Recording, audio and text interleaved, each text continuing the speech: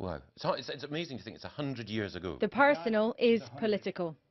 Growing up in the 70s, an Aberdonian schoolboy saw his dad's fish merchant business go to the wall. You can tell it's the 70s. Now he's the Lord Chancellor, and Ernie and Christine Gove are long retired. The family blamed the EU then, and they blame it now. It just ruined the Scottish fishing industry because it just went down the hill. I saw the pride that my father and grandfather had in their business, and obviously it was very difficult to cope with seeing everything that they'd built disappear. I was just a schoolboy. At the time, I didn't know what I was going to be doing in the future, but it stayed with me. And I remember when I was at university in the mid-80s, when there were debates about Europe, I remember feeling that some of the debates weren't rooted in real people's experience. There was a lot of airy-fairy theorising. But votes are about the future.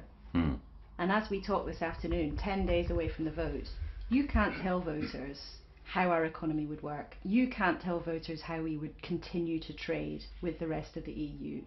You can't guarantee anything. All I want for the people of the United Kingdom is what people in Australia and Canada have, which is the chance to take back control of their own future.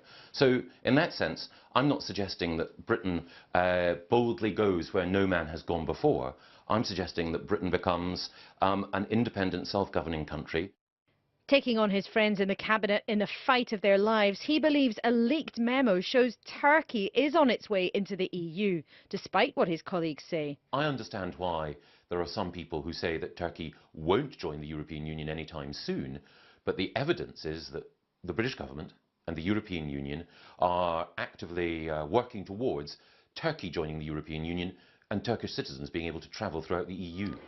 On home turf, EU fishing quotas mean for years many trawlermen have had dislike of Brussels as well as the sea in their blood. When I built this ship, I was a big player, but now quite small. Okay? In relative terms. But this decision's bigger than one vessel, one industry, one politician.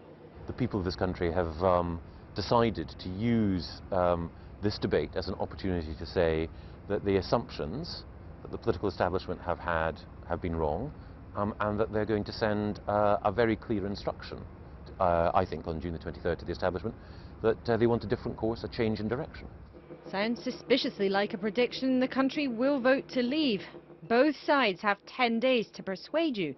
You have 10 days left to decide. Kuenssberg, BBC News, Peterhead.